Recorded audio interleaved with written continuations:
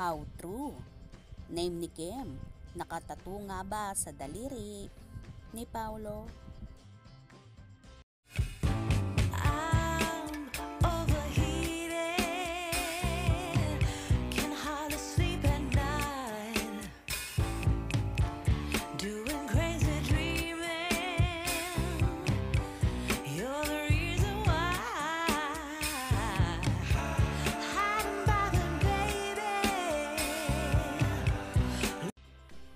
Pinagkaguluhan nga ng mga Kim Pao supporters ang kumakalat na larawan ni Kim Chiu at Paulo Avellino, kung saan tila inaayusan ni Kim si Paulo at sa bandang kamay naman ng aktor sa parting daliri.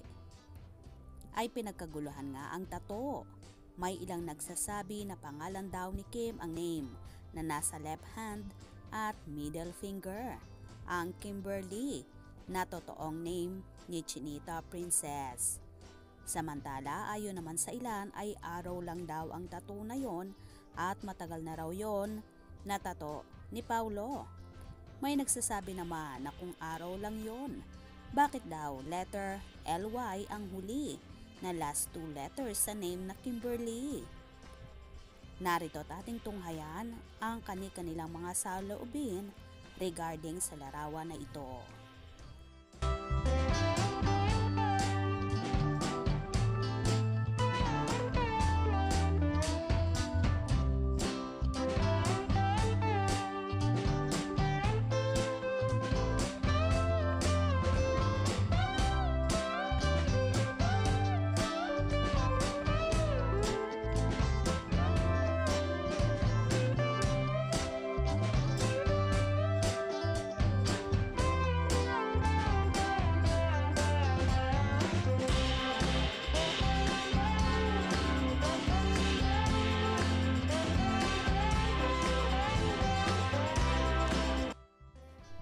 Totoo kaya ba ang name ni Kimi ang tatong yon ni Paulo sa middle finger niya?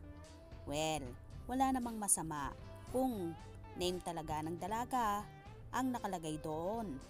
Dahil yan din ang minamanifest ng kanilang mga supporters.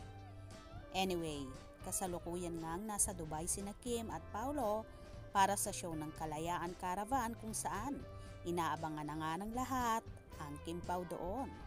Ganito nga kalakas ang tandem ni Kim at Paulo all over the world ang tumatangkilik.